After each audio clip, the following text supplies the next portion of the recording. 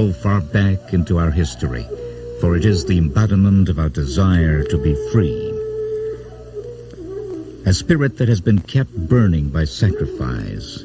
Names like Datu Puti, Lapu-Lapu, Rizal, Bonifacio, Mabini, Aguinaldo, Quezon, and many more are part of its annals.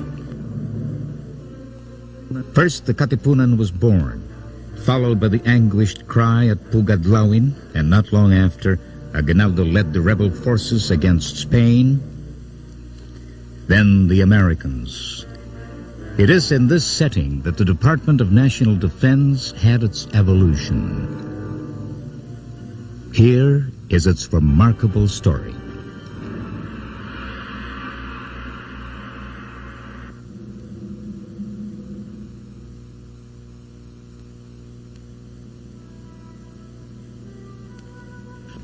General Emilio Aguinaldo set up his revolutionary headquarters here, and on November 1st, 1897, he proclaimed the so-called Biak na Bato Republic and Constitution. Enshrined in the Charter are two doctrines which govern the country's defense military establishment until today.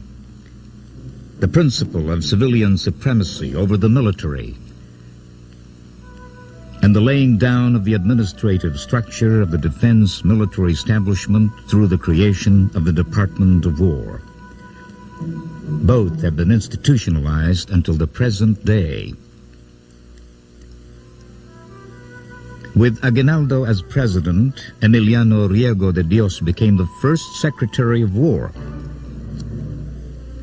Both led the war against Spain until a truce was called, which led to Aguinaldo's exile in Hong Kong. Soon after, the Spanish-American War broke out. Dewey decimated the Spanish Armada in Manila Bay. Aguinaldo returned from exile and renewed the fight against Spain, only for the Spaniards to surrender to the Americans after the mock Battle of Manila, followed by our being ceded by Spain to America by virtue of the Treaty of Paris. Undaunted, the revolutionaries maintained their organization and declared Philippine independence in Kawit, Cavite on June 12, 1898. Aguinaldo promulgated the Malolos Constitution, followed by the inauguration of the Malolos Republic.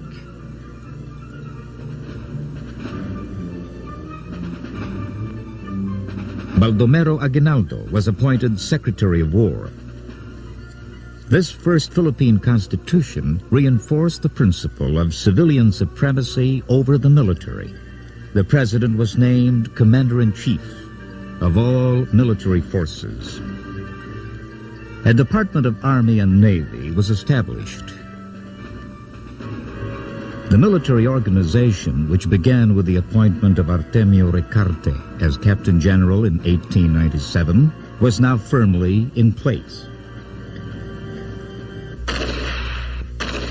The first shots were fired here, which started the Phil-American War. Inadequately armed and poorly trained, the Revolutionary Army eventually lost. Aguinaldo was captured in Palanan, Isabela. Secretary of War Baldomero Aguinaldo returned to private life, but others like Tomas Mascardo, Vicente Lucban, and Miguel Malvar continued the struggle until much later. Organic Law 175 was passed, creating an insular police force, which was the forerunner of Philippine constabulary. The Commonwealth government was inaugurated in ceremonies which also marked the start of Manuel L. Quezon's presidency. It was a time of international tension.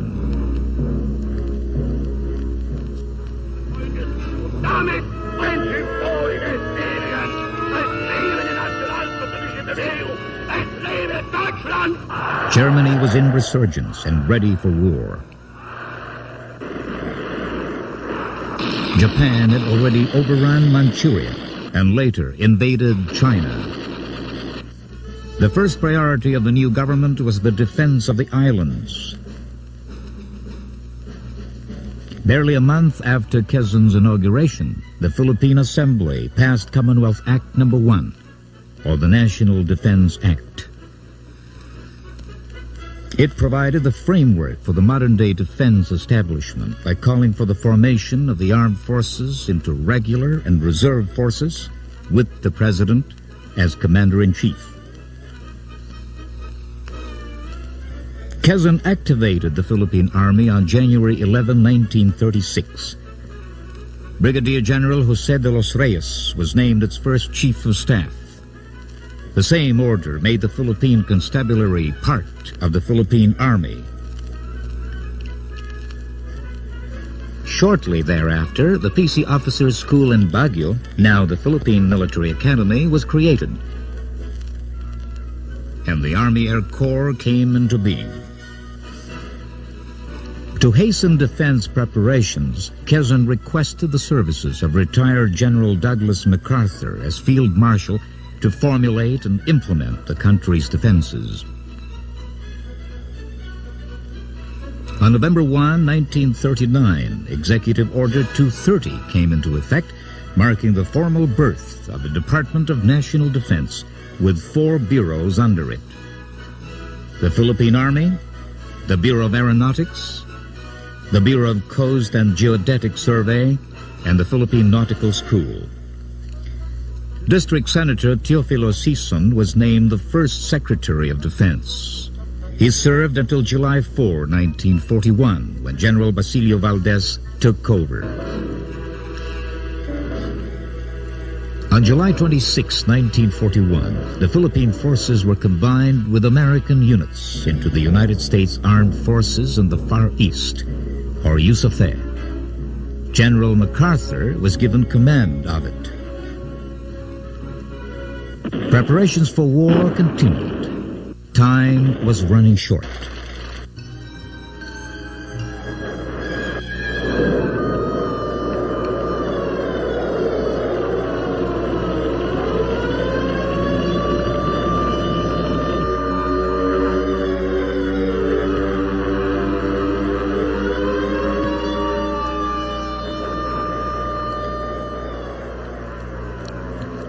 The Japanese Navy launched simultaneous attacks on Pearl Harbor and Wake Island. Hours later, Nichols Field, Clark Airfield, Baguio, Davao, and Apari were also attacked by warplanes.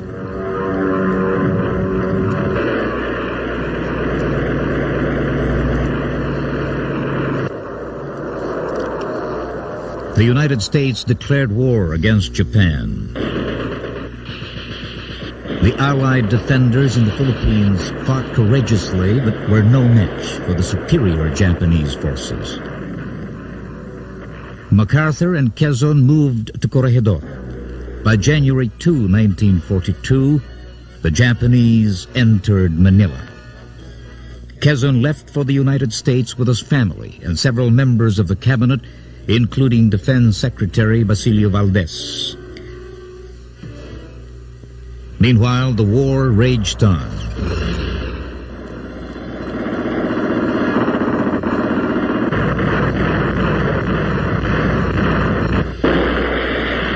The defenders of Bataan surrendered. The survivors were marched to Capas Tarlac.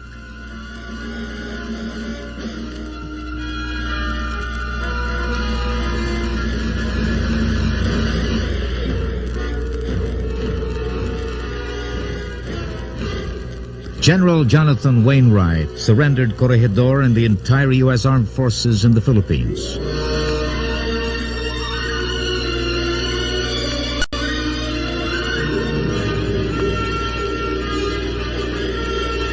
The war was officially over, but not for thousands of freedom-loving Filipinos. Guerrilla movements sprung up all over the country. The defense establishment, embodied by the government in exile in America, was active in the meetings of the Pacific War Council. At home, the defense establishment operated underground.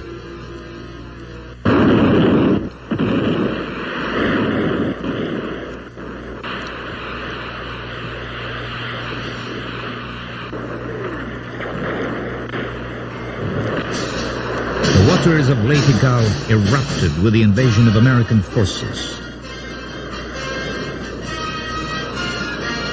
In the afternoon of the same day, Sergio Osmeña, who became president upon Quezon's death in 1944, waded ashore with MacArthur and General Carlos Romulo. The liberation of the Philippines had begun.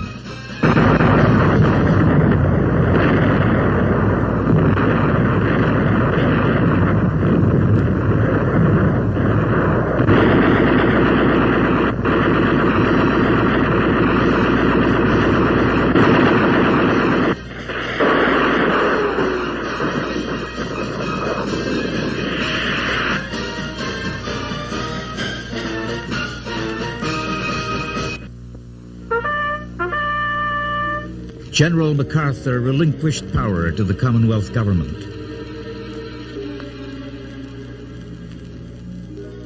President Osmeña named lawyer Tomas Cabile defense secretary. Soon after, guerrilla leader Alfredo Montelibano replaced Cabile. By July 1945, the war for the Philippines was over. On August 15, 1945, Japan finally surrendered. It is my earnest hope, and indeed the hope of all mankind, that from this solemn occasion a better world shall emerge out of the blood and carnage of the past.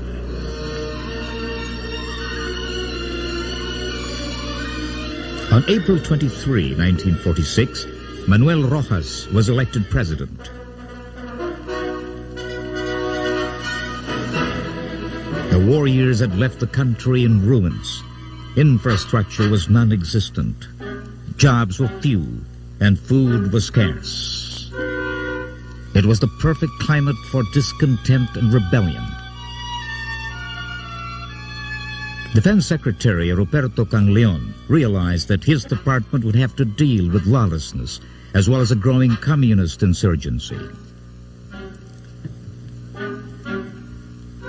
President Rojas died of a heart attack. He was succeeded by Vice President Elpidio Quirino, who, together with Secretary Cangleon, tried to bring the hooks to the fold of the law by providing them with amnesty, but failed, even as the Philippine Air Force was formed in July 1947.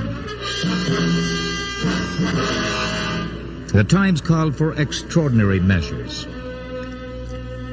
President Quirino turned to a humble mechanic, popular guerrilla leader and two-term congressman from Zambales, Ramon Magsaysay, and appointed him Secretary of Defense.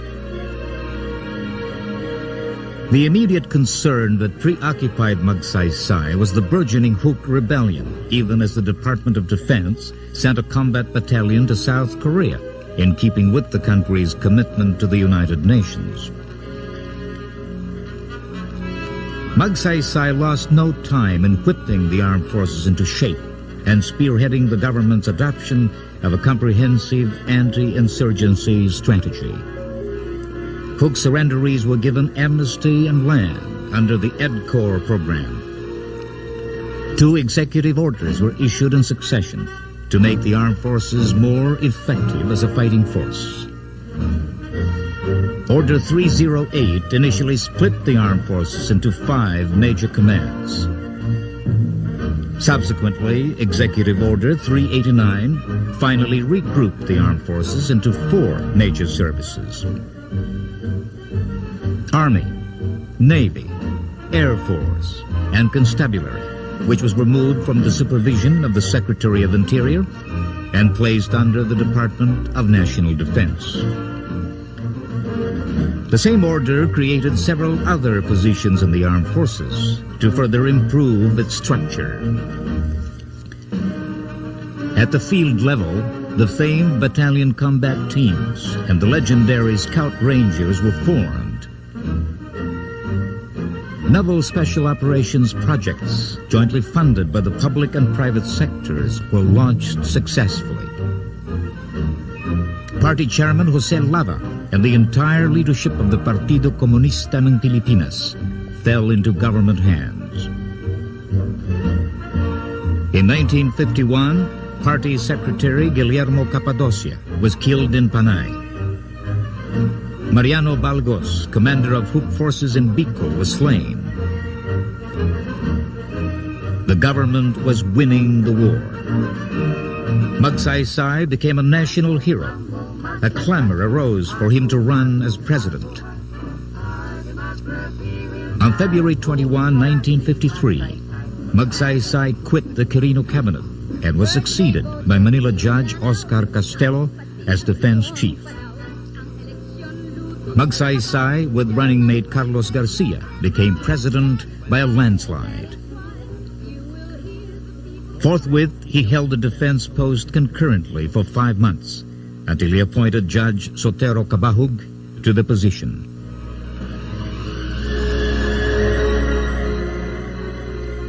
Huk Supremo Luis Taruc surrendered to Magsaysay through his emissary Benigno Aquino Jr. The back of the insurgency was broken. Peace reigned once again. The government turned to other problems of the nation, including the faltering economy. Defense Secretary Cabahug left the government service in 1956 and was replaced by former Vice Chief of Staff Eulogio Balao.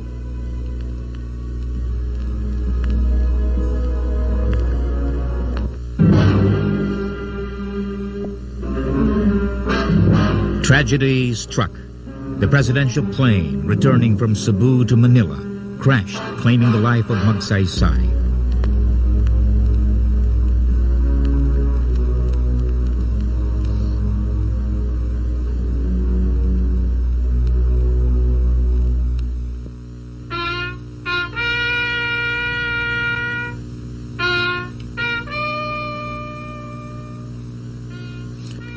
In the 1957 elections, the tandem of Carlos Garcia and Diosdado Macapagal won. Former Armed Forces Chief of Staff Jesus Vargas took the helm of the Defense Department. In 1959, former Bulacan guerrilla leader Alejo Santos became Secretary of Defense until the 1961 elections brought Diosdado Macapagal to power, and Macario Peralta, famed guerrilla leader of Panay, became Defense Secretary. It was a time of relative peace, except for the unresolved claim over Sabah and the dispatch of a 34-man non-military contingent to Vietnam. Peralta's tenure was highlighted by the capture of Huk Supreme Commander Jesus Lava in 1964. But as the 60s progressed, the issue of agrarian reform continued to smolder. So far, measures undertaken to solve the problem were not enough. In the 1965 elections, Macapagal was unseated by a young politician, Ferdinand E. Marcos, who immediately assumed the post of Defense Secretary in a concurrent capacity. He relinquished the job to retire General Ernesto Mata in January 1967. The first 4 years of the Marcos administration was dynamic, resulting in Marcos's winning a second term in 1969. Mata was retained as Defense Secretary until his replacement in 1970 by lawyer Juan Ponce Enrile. At about this time, a new Maoist-oriented Communist Party emerged, well-versed in military and civil disorder tactics and strategies. A student demonstration in Congress erupted in violence. In the Battle of Mindiola, radical students attempted to storm Malacañang Palace.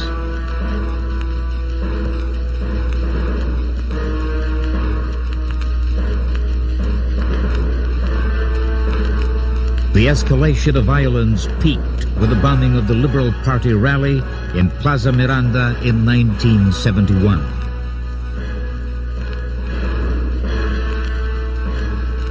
Meantime, the New People's Army was growing stronger, as evidenced by attacks on the armed forces. In Mindanao, trouble was also brewing with the formation of the Mindanao Independence Movement and the Mindanao National Liberation Front. A new chapter was about to unfold in the history of the Department of National Defense.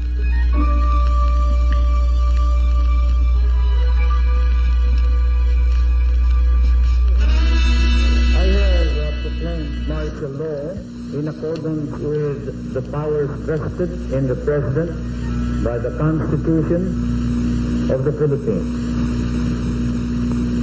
The proclamation of martial law is not a military takeover.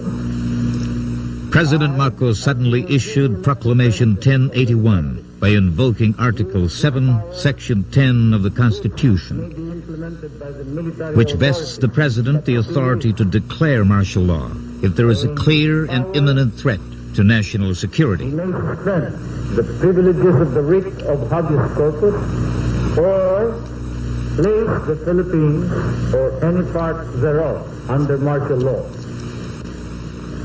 I repeat, this is not a military takeover of civilian government functions. The defense military establishment was catapulted to the forefront of national affairs as implementer of the policies of the martial law government, which was firmly in the hands of civilian authority. While martial law closed down Congress, silenced the critics and the press, initially the people welcomed it as criminality dropped, anarchy of the streets ceased, and loose firearms were collected.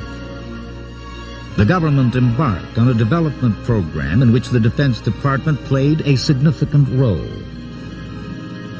Its engineering units built roads, schools, bridges, and other infrastructures. It extended assistance and relief to people in the remote areas while maintaining peace and order. Many of the top-ranking leaders of the insurgency were captured, including Party Chairman Sison, NPA head Bernabe Buscaino, and others.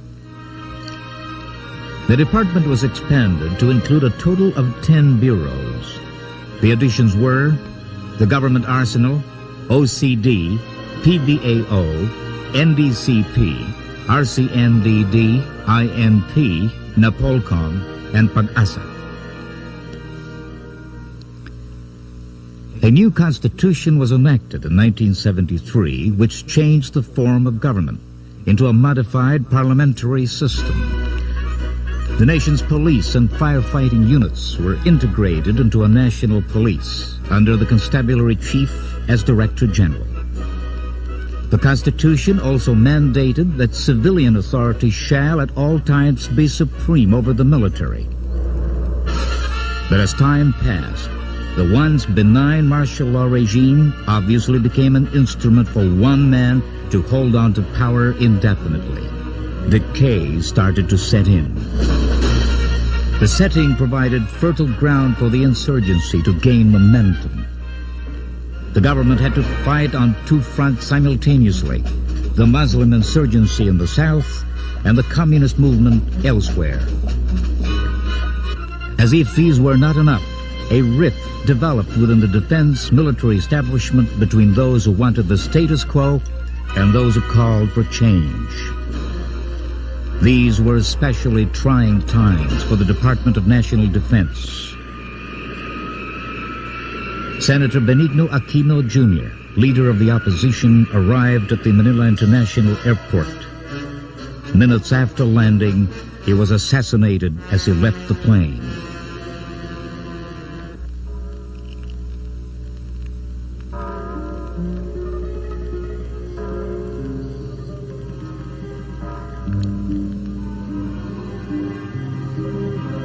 An entire nation grieved. Aquino's death provided the nation with a clear symbol of what the country had become. It created the impetus to push the Marcos regime out of power. In a satellite interview with David Brinkley, Marcos suddenly announced that he was calling for a snap presidential election.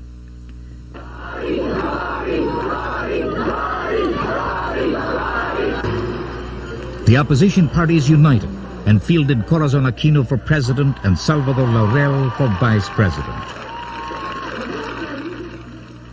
The elections were held. The situation was tense. The turnout was heavy. citizens guarded the ballot boxes as conflicting tallies were announced. The Batasang Pambansa declares Marcos and his running mate Arturo Tolentino as winners. Corazon Aquino counters with a campaign of non-violent civil disobedience. The next series of events would once again thrust the defense military organization into a pivotal role in our history. I do not know whether it's going to be a good evening. This was to be a most fateful day. Minister of Defense Juan Ponce Enrile and Vice Chief of Staff Fidel Ramos had an important announcement to make. There was supposed to be an effort to arrest all the members of the reform movement. And this afternoon, some of my boys came to my house and asked me to move to Camp Aguinaldo because we have to group here because there is a possibility that we will all be rounded up. Other than Marcos's threat of arrest, both gave more specific reasons for the breakaway. Because the armed forces of the Philippines has ceased to be the real armed forces of the Philippines, which is supposed to be the defender of public safety and enforcer of the law. And what has developed is that there has become a elite armed forces within the armed forces of the Philippines that no longer represents the rank and file and the officer corps of the armed forces of the Philippines. The stage is set for one of the most dramatic events in our history.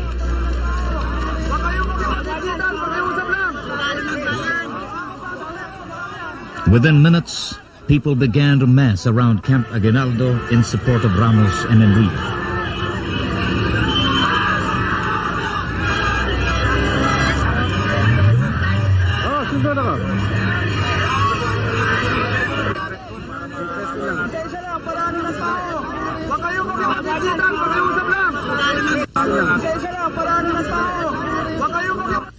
What is happening is not a coup d'etat, but a revolution of the people. A battle of nerves ensues between the Enrile Ramos camp on one hand and Marcos Ver on the other. Marcos sends tanks and fully armed and battle-ready Marines to Camp Aguinaldo. Thousands of men, women, and children, together with nuns and priests, block the column with nothing but their bare hands and prayers. Rebel forces, assisted by People Power, take over Channel 4. At Camp Crani, General Ramos announces the creation of the new armed forces of the Philippines as more units join them. Service of the nation. So help me God. So help me God. At Club Filipino, Corazon Aquino and Salvador Laurel are sworn in. She issues Executive Order Number 1, filling up 3 key posts. Laurel is named Prime Minister, Juan Ponce Enrile Defense Minister, and General Fidel Ramos as Chief of Staff of the new Armed Forces of the Philippines.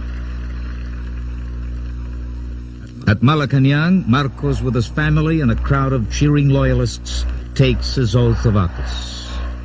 The live coverage of the proceedings is cut short as rebel forces take over the station. 7:30 p.m., Marcos and his family flee Malacanang.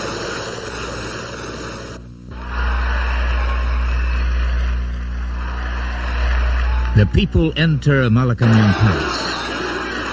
20 years of dictatorship has come to an ignominious end. The revolution is over.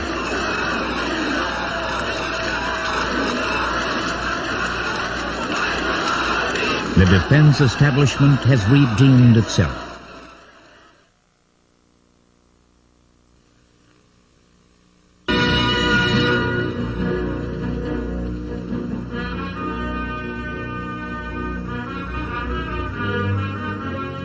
In the complex structure of our form of government, the Department of National Defense plays a vital role.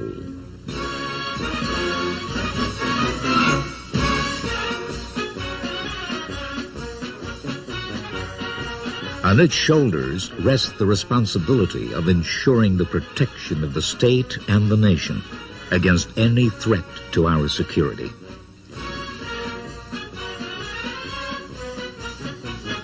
The department has measured up to this task through the years with constancy, dedication, pride, and honor since its incipient beginnings during the revolts against Spain and America, through World War II, and several other crises periods in our history.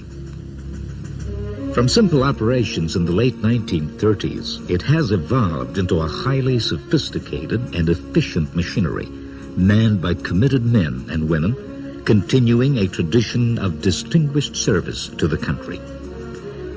The department's functions are spread out among 5 bureaus and several operational and administrative levels under the supervision and control of the Secretary of National Defense.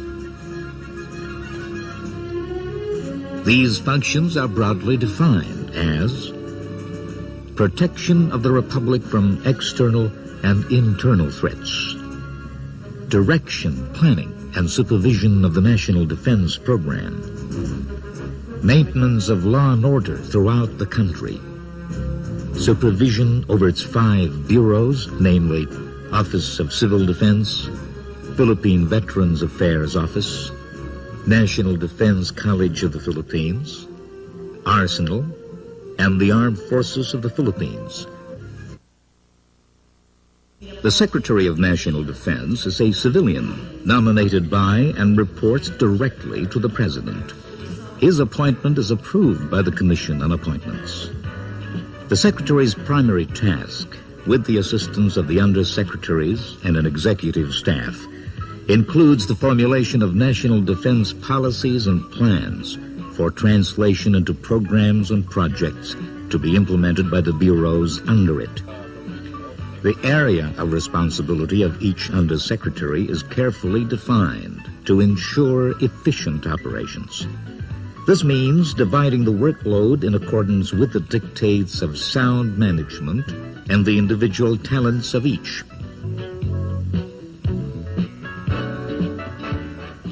Coordination of counterinsurgency and peace and order development activities nationwide is shared by all 3 Undersecretaries under the direction of the Secretary of Defense.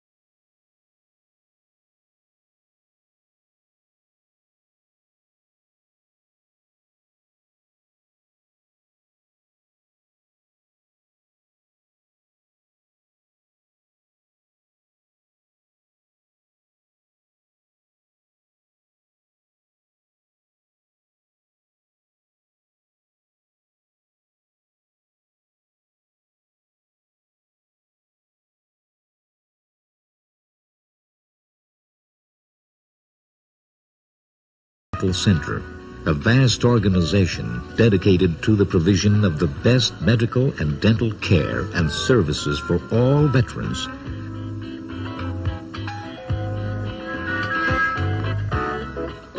While it also maintains historical military shrines and monuments, such as those in Bataan, Corregidor, and many others.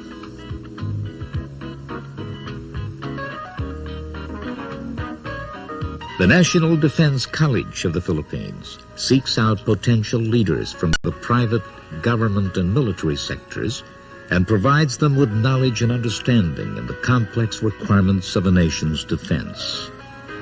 These it provides in serene academic surroundings with excellent facilities to enable students to learn and effectively contribute to the development of integrated defense policies.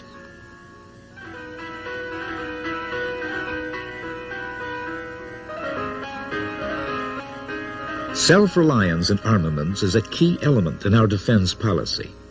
The department vigorously pursues this program through the government arsenal which produces basic arms and munitions. This translates into independence from foreign suppliers, lower cost and reliability of supply, and foreign exchange savings. The arsenal has two main functions: to manufacture sufficient small arms and basic munitions, and to prepare civilian industry to augment its production in times of need. The country from foreign invasion or internal subversion is the primary mission of the Armed Forces of the Philippines, the largest bureau under the Department of National Defense. The AFP is headed by a Chief of Staff who commands all elements of the AFP and executes the President's command functions in relation to military strategy, tactics, and operations. He is also responsible for the execution of the National Defense Program as prescribed by the Secretary of National Defense, who at the same time has executive supervision over the AFP.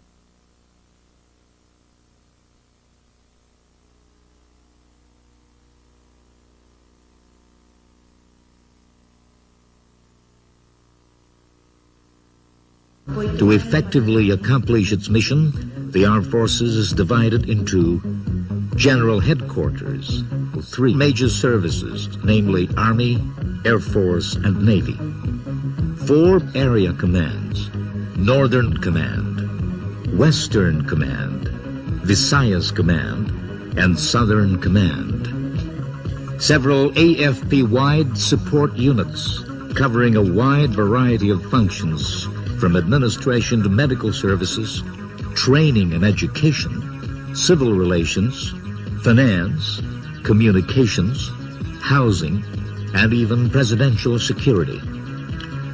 The General Headquarters has overall command, direction, and control of the AFP. It formulates plans and programs for the major services and provides AFP-wide administrative, intelligence, training, technical, logistic support services. All these functions are undertaken by the Chief of Staff, with the assistance of the Joint Chiefs of Staff, composed of the Deputy Chief of Staff and the heads of the Joint Staff Divisions. Of the major services, the Philippine Army is the largest. Activated in 1936, it is tasked to organize, train, equip, and provide ground forces for the conduct of prompt and sustained security operations to uphold the sovereignty of the Republic. It is made up of 8 infantry divisions, 3 engineer brigades, 1 light armor brigade, 1 special forces group, 1 scout ranger regiment, and several support units. The Philippine air stations provide the first line of defense against foreign intrusions, while its other elements provide air support to ground forces in the insurgency campaign. In every calamity situation, it is always in the forefront of relief operations.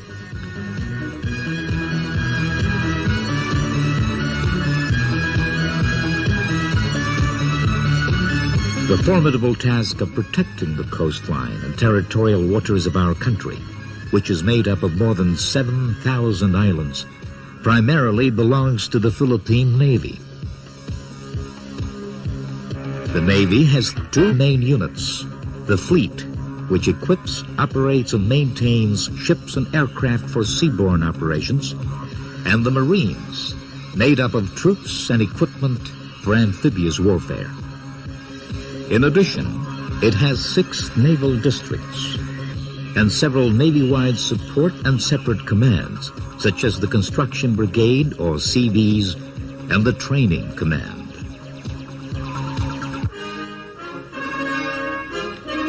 The department undertook 2 major changes to streamline the command structure and allow broader authority at the field level. First is the reduction of what were then 13 area unified commands to only 4, as previously mentioned. Second is the forward deployment of units. This involves the establishment of infrastructure for forward base camps to provide command centers for several units that were redeployed to combat areas in direct confrontation with specific rebel fronts. In addition, headquarters military personnel whose services can be handled by civilians were reassigned to field units. The work continues for the Department of National Defense and its bureaus, and so will it respond and adapt to every challenge, for it has a covenant to uphold the Constitution, serve and protect the people, and make every contribution towards economic progress and the final triumph of peace.